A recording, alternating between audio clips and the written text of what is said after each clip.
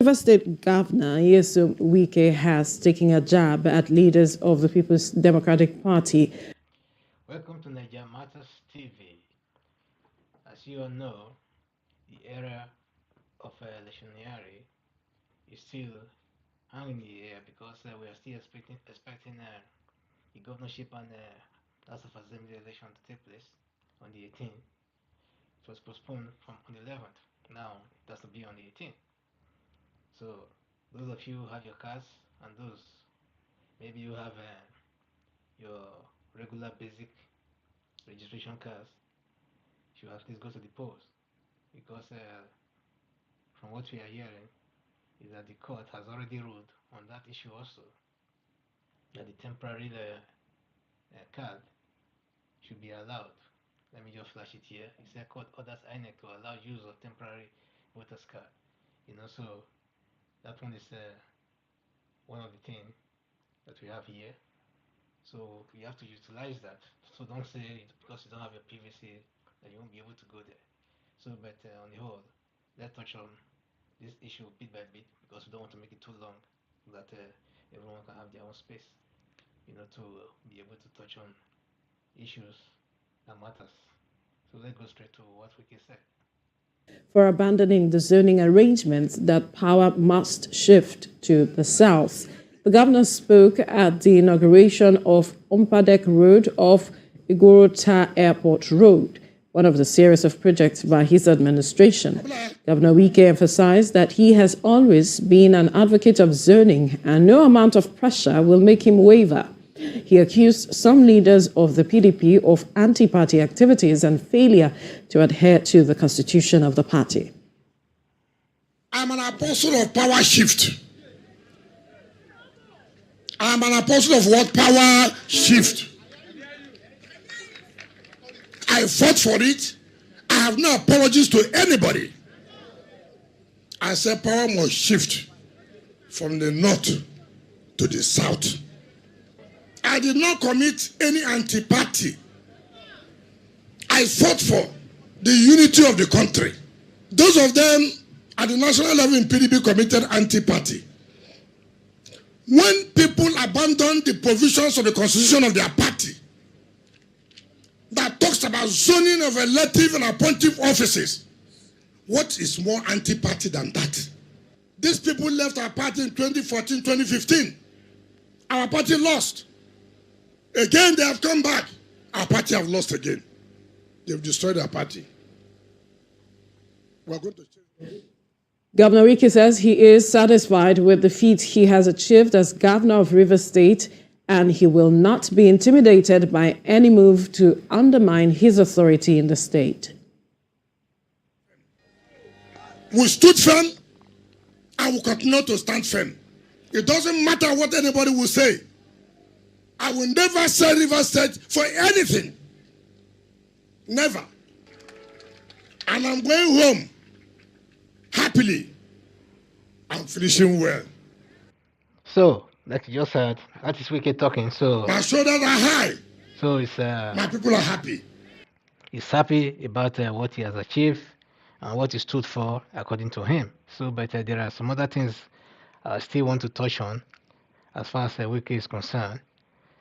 So because Ohaneze Ndigbo went to him, to ask him some little questions, and at the end of the day, he ended up being the one asking questions after answering their questions and what they came for. He said, presidential election, Wike replies Ohaneze over allegation of working against Peter Obi. So that's the man. He said Wike has denied the allegation of rigging against the Labour Party presidential candidate Peter Obi in the state. He said, recall that APC Bola Ahmed Tinubu won in Rivers State. He said, and Wike was alleged to have influenced the outcome of the votes in favor of Tinubu, which was obvious. So Ohaneze, during the meeting with Wike at the ESCO chamber in the government house, Port Harcourt, on Thursday, asked Wike on how an Equerry man will, in good conscience, work against the Igbo in the presidential race, where the candidacy of Peter Obi was a low-hanging fruit. So the Pan-Igbo group led by Kingsley Chidozie, the Vice President, President General of Ohaneze Ndigbo, Abia, expressed sadness that Obi lost in Rivers State. So, but what this man said makes sense. He said, how can Obi lose in Rivers State when Obi was able to win in Lagos State as against the major contender, a major contender of the presidential race, who is from Lagos? And he also won in the north. When Port Harcourt or Rivers State is like a home to the Igbos and the Southeasterners, and majorly the Port Harcourt. If you know Rivers State, you know that Rivers State is majorly filled with the ethnic groups from the Southeasterners, so who form a large majority. And apart from that, Rivers State also have some other ethnic tribes, who are from who are Riverians, who are from River State as well. So, but you cannot say that the Igbos has now overpopulated River State. Therefore, they having and their vote alone will be able to deliver the River State for Obi, as the case may be. That is not the case. The case is that all Rivers people, 90% of Rivers people, they are clearly in favor of Obi. Without no missing words. They are clearly for Obi. In fact, South in general, from Edo to the whole of South, they are clearly for Obi. 90%, if not 100%, if not 99%. So, but now the whole thing happened. We saw how it happened in River State, how this man twisted everything. Because even just yesterday here, when they were asking a question on the street and stuff like that, making some, taking some little surveys and stuff like that, you can just see that 9 out of 10 people asked whom they voted for. They said it was Obi. So in fact, they were very sad to know that Obi did not win River State. So they still don't believe it. They still can't believe it. So, but if, as Wike is trying to prove that he never manipulated the River State and things like that, that he said that the video where he was caught negotiating with Tinubu, he was promising Tinubu how he was going to deliver River State, and that he don't want to be politically irrelevant, after his tenure, and how he will take his commissioners and members of his parties into APC after the election and things like that. That those things were done in the year past, in 2016. So I don't know how that how truthful that is. So, but we'll soon find out. But we know that that's not true, because that video was very fresh and we saw it. We saw where he was sitting, and the furnitures that were there were not there in 2016, etc. So I don't know what he's trying to say here. So, but then sometimes you just have to take your word for what it is. So you see, Obi would win in metropolitan Lagos, Abuja. You remember, Obi won in Abuja and Lagos and several other places in the north, only to record a low, that's a so low in River State. Both the Igbo elders and youths are eager to know why he should go the extra mile to pull Obi down in River State. It's funny, because Wike has been known to be someone who's very outspoken over the years, etc. So because of that, he has been able to gain a lot of fans, from all over. They're thinking that we're thinking that okay, this guy is going to be a man that will stand out to speak for the South and speak for the South, and when it comes to things that actually, that actually affect the South, that at least we have a strong man who will be there to speak out without any fear or favor. But all of a sudden, look at how he just crumbled. So he was taking them back to the Southern governors meeting in Asaba and Enugu, and had this two firm that the Southerner was going to be produced by the next president. That they never talk about is Southeasterners. That was what he said. So, but Wike expressed disgust that during the PDP presidential primaries, he said several well-known people from the Southeast betrayed and sabotaged the Southern interest by voting for the Northern candidate presidency. You see the issue? He said some Igbo people were voting for Atiku to emerge as against their own, which means they didn't vote even for him at that time. So would that be what Wike took personal to have done what he did? I don't know. So he said he added that in the commitment of the South, he said the commitment for the South motivated him to provide logistics for Peter Obi when he was in Rivers State for presidential campaign, and that he refused to provide even a campaign ground for Atiku. You see, on the alleged rigging of the presidential poll, Wike said, he said what is circulating in social media is the handiwork of Wike's adversaries. He said the audio of Governor Wike caught on tape, arranging bribe for INEC officials, has been on YouTube since December 16, 2016. He said some mischief makers were using some doctored and false audio and visual materials on the internet to dent his image. He said the governor said all the decisions he took with respect to the 2023 presidential election were based on his personal convictions and queried if Ohaneze Ndigbo ever requested him to support Peter Obi. That was when Ohaneze Ndigbo remained, their mouths were mute.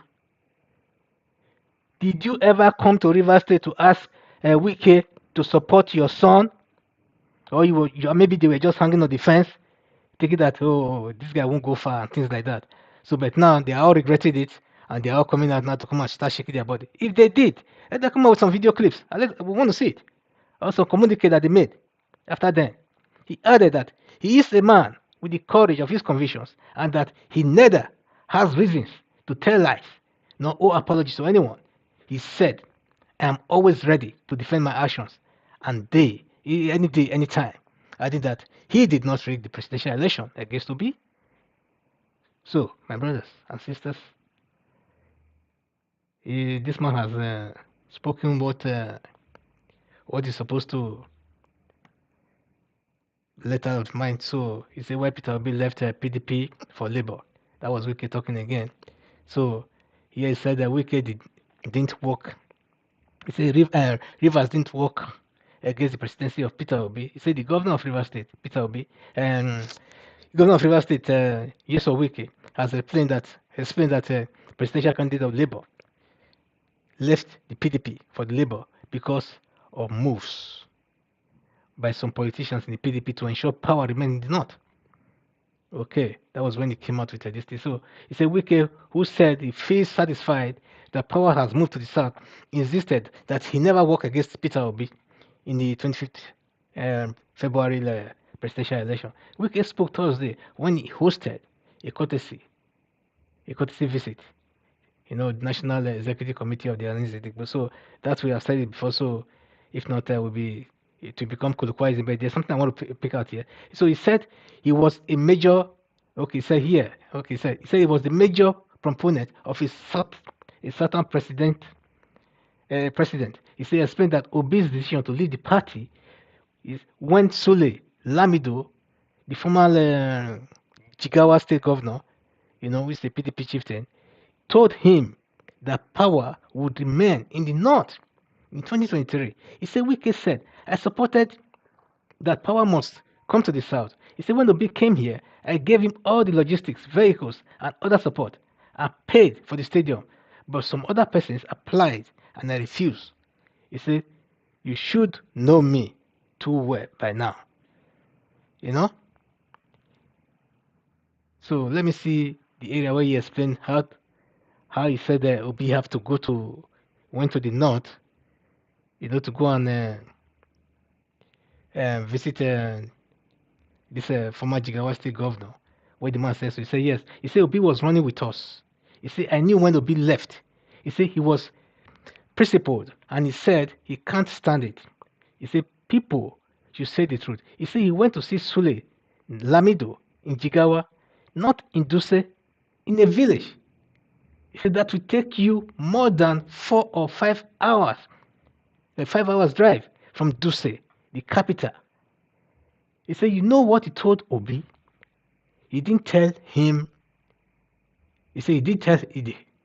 What are they right? He said he did tell him that look, you came late, and I've chosen somebody. He said it is the North that will produce the next president. That was how Obi left, saying, why is he wasting his time? Asking him. That is how he left the PDP. He said, that was what I saw at the convention ground.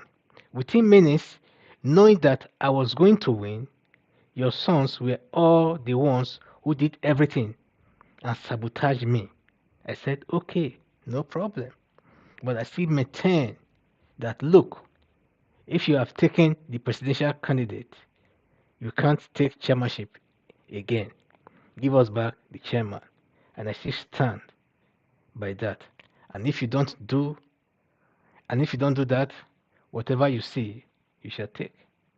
He said, however, the Deputy National Legal Advisor of Ohaneze Ndigbo Worldwide, Peter Nelly, said Igbos have long sought to produce the President of Nigeria, and they saw the last presidential election as an opportunity to clinch it.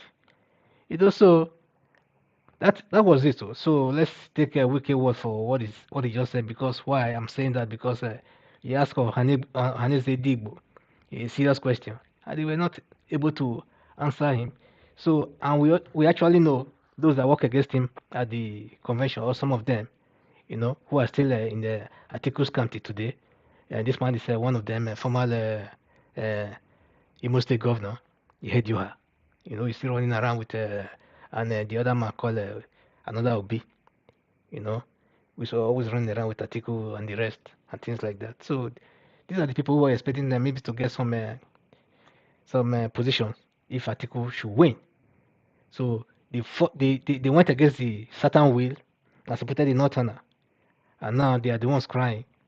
So, but to me, Obi is the right man for the job.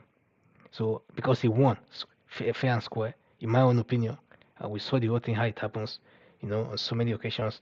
We saw how it was being countered and things were being upturned, etc., etc. So all we're asking for is for access to be granted according to the court to access the system, the backend system, the servers of the INEC and the IRF and every other thing, in order to convince Nigerians so that there will be peace. If not, people will continue to say what they are saying and feel what they are feeling. So maybe one of these days, who knows, something might erupt and an explosion will come, either from the mind or from the actions of the youth and things like that.